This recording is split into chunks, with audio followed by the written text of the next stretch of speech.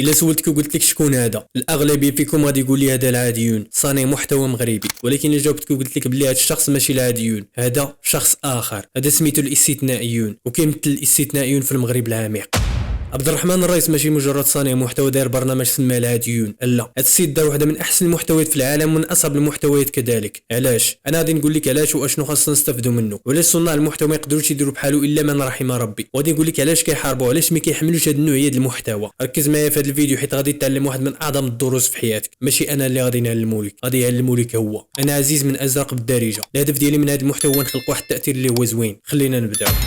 كأس العالم الأخير العشرات ديال صناع المحتوى مشاو لقطر، هزين الرايات كلشي كينقز وسط التيران وبرا التيران، هز الرايه الحمراء كتوسطها النجمه الخضراء تعبيرا منهم على وطنيتهم وحبهم لهذا البلد. وهادشي ما نقدروش نناقشوه حيت الله هو الذي يعلم ما في القلوب، ولكن راه بزاف الناس فاهمين الوطنيه بالمقلوب. انا غادي نشرح لك كيفاش. وهنا فين غادي نقول لك واحد الهضره غادي تصدمك، واحد الهضره قليل اللي غادي تقبلها، هضره ما عمرك غادي تسمعها. الوطنيه ماشي هي فاش يربح المنتخب نهز الرايه ونبقى نقص في الزناقي. الوطنيه هي تقدم شي حاجه لهذا الوطن، تساهم فيه بالقليل ولا بالكثير. جون جاك روسو واحد من الاضواء اللي ساهموا في ان اوروبا تخرج من الظلمات، قال في كتابه العقد الاجتماعي ان الفرد يجب ان يضع مصلحه الوطن فوق مصلحته الشخصيه. هاد العباره ما ندويوش عليها حيت ما بقاتش، ولكن العباره الثانيه مهمه. قال ويشارك في بناء المجتمع بشكل ايجابي. كاين هنا اللي فاش غادي يسمع هذا الكلام غايقول لي شنو عطاني هذا الوطن، شنو عطاني باش نعطيه؟ انا عشت البطاله، عشت الفقر، شفت الظلم، عشت بزاف د الحوايج الخايبين، اذا ما خصنيش نعطي. ولكن ثق بيا الوطن ما عنده حتى علاقه بهذا الشيء كامل، هذا الشيء عنده علاقه بالمواطن. نعطيك مثال، شكون تسبب لك في البطاله؟ واش الوطن ولا المواطن؟ اكيد المواطن. شكون ظلمك؟ اكيد المواطن. تخيل معايا الا خدينا الشعب المغربي دابا وديناه لالمانيا وجبنا الشعب الالماني للمغرب، من هنا المستقبل كيفاش غادي يكون المغرب وكيفاش غادي تكون المانيا؟ ما غاديش تفوت 50 سنه 60 سنه تنلقاو المغرب رجع بحال المانيا، والمانيا غادي ترجع للور وما غاديش تبقى اقوى اقتصاد في اوروبا. انا غادي تقول لي علاش؟ فين كاين المشكل؟ المشكل كاين في المواطن. الجواب هو المواطن. اي بلد كان متقدم ومتخلف السبب هو الناس اللي ساكنين فيه. بزاف ديال الدول فاهمين هذه النقطه، داكشي علاش كيتحاربوا باش يستقطبوا العقول من الدول الناميه باش تعاونهم يبنيو بهم الدول ديالهم. ومن هاد الدول كاينه المانيا، كاينه ايطاليا، كاينه فرنسا، كاينه كندا، كاينه امريكا، وكاينه الصين. الدول كاملين كيتحاربوا على العقول. اذا راه المشكل ماشي في الارض او الوطن، المشكل في المواطن. كيما بغى يكون البوست اللي خدام فيه والدور ديالو في المجتمع. امريكا وصلت لداكشي اللي وصلت ليه بالمواطنين ديالها، اوروبا كذلك، اليابان كذلك، كل واحد خدام كيعطي لذاك الوطن. ستيف جوبز عطى لامريكا وخلى موراه شركه ابل كتجاوز القيمه السوقيه ديالها تريليونات ديال الدولارات. اجمع الميزانيه ديال بزاف ديال الدول ما غاديش توصل لابل. جوجل كذلك، مايكروسوفت، ونفس الشيء في الصين وفي اليابان وفي كوريا الجنوبيه. كل واحد كيعطي من ذاك المنصب اللي خدام فيه. اذا السر كاين في ان المواطن يعطي للوطن، ولا عطى كل واحد من البلاصه اللي خدام فيها كنلقاو ذاك الوطن غادي وكيتنمى. حيت الوطن في الاخير كيبقى ارض، جبال، تربه، ماء، كيبقى بقعه جغرافيه كتسكنها مجموعه بشريه وعندها واحد النظام سياسي حاكمها. ولا تعاونوا هاد الناس كاملين كيزيدوا بالوطن القدام، ولا ما تعاونوش كيريبوه. في العاديون مثلا عطى، حيت في الكاميرا وصل المغاربه لشي بلايص ما عارفينهمش. المغرب العميق، الثلوج، البرد القارس، الطرقان منعدمه، السبيطارات ما كاينينش. الناس الان كيدعموا حيت تحسوا بلي ان داك الشخص عطى، وكان سبب في ان بزاف ديال الناس يتفكوا عليهم الديون اليوم. بزاف ديال الناس منهم الارامل، منهم الاسر المعوزه عاونوهم. فنفس الشيء شخص اخر في منصب اخر يقدر يعطي بطريقه اخرى. انت كذلك تقدر تعطي. الا كنت كتشجع بحال هذا المحتوى ما بقيتيش كدعم التافهين، تقدر تعطي. تقدر تعطي الا دعمتي داك المحتوى، حيت الجيل الصاعد اللي كيتفرجوا فيه غادي تصرف فيهم ديك الخاصيه ديال العطاء وسط المجتمع. يقدروا حتى هما يتانسبيروا من هذا المحتوى. حتى هو ملي يولي صانع محتوى اللي يخدم في شي دومين اخر يقدر يدير بحال هذه المبادرات. يقدر حتى هو يمشي للمناطق النائيه ويعاون الناس، يعاون الناس بداك الشيء اللي قاد عليه، وما غاديش يقول ديك الهضره ديال علاش غادي نعاونهم والجمعيات الامازيغيه ما كتعاونهمش واخا هما امازيغ. ديك الهضره الخاويه التي لا تسمن ولا تغني من جوع. اذا بحال هاد الناس راه كيعلموك دروس وكيخلقوا لك تاثير في المجتمع، التاثير الحقيقي، التاثير الايجابي. وغاديين ضد التيار. علاش ضد التيار؟ حيت بحال هادو كيتحاربوا، وكاينين اشكال بانوا كيدعيو باللي باغيين يعاونوا المجتمع وصدقوا كينصبوا على الناس، وهادو بطريقه غير مباشره كيحاربوا هاد الناس. فاش كيقول لك شي واحد الوطنيه، فالوطنيه هي نخدم بلادي بطريقتي وبداك الشيء اللي قاد عليه. ماشي ملي يكون المنتخب نبقى نجي في القهوه وكنبين باللي انا وطني، ولكن في المعقول كنغبر وكنبقى نتفرج. العديد من صناع المحتوى كيديروا بحال هكا، كيبانوا في الثروه وكيعبروا في الضاره. راه الوطنيه هي نعطي، ولا عطينا كاملين بدون كسل راه غادي ناخذوا كاملين. غادي نشرح لك واحد الحاجه اخرى مهمه، سمعني مزيان. مثلا شخص عنده مشروع، هذا المشروع كيحل المشكل في المجتمع المغربي، بدا فيه وما لقاش عراقيل سواء في الوثائق الاداريه او في التمويل، حيت اللي خدام في الاداره عاونوه، اللي غادي يمولوه عاونوه. فاش جاب الموظفين دار لهم صالير مزيان خدموا مزيان، والزبناء عجبهم المشروع حيت فك لهم المشكل المشكل وبداو كيتزادوا، واللي استفد من داك المشروع كيقترحوا على الاخر، والسيد من المشروع غادي وكيكبر، وكل ما كبر كيكبروا مع الضرائب وكيخلص الضرائب للدوله باش كتقدر تنزل السياسات العموميه وهي غاده. هادو كاملين راهم تعاونوا من مول المشروع الاداري للموظفين الزبناء. تخيل معايا يكون وقع العكس، مول المشروع ما قداش الغرض في الاداره ومرضوه، الشيء اللي خلاه انه يسمح بهذا المشروع ويهاجر. فها هو داك المشروع ما حلش المشكل للزبناء، وهو ما مخدمش ناس بيطاليين، وهو ما مخلصش الضرائب للدوله. الضرائب اللي بها كتخلص داك الاداري اللي عرقل ليه المشكل، داك الموظف العمومي اللي كان السبب في ان داك المشروع ما يبداش من الاول. يعني واحد الحلقه كلشي داخل فيها، درتيها زوينه غادا ترجع لك، درتيها خايبه غادا ترجع لك. في المثال حاولت نوضح لك واحد الحاجه اللي هي مهمه، الا كلشي عطى كلشي غادي ياخذ. هادشي اللي قلت لك دابا راه واقع، الا تغيرنا كاملين الوطن غادي يتغير، الا ما تغيرناش حتى حاجه ما غادي تتغير.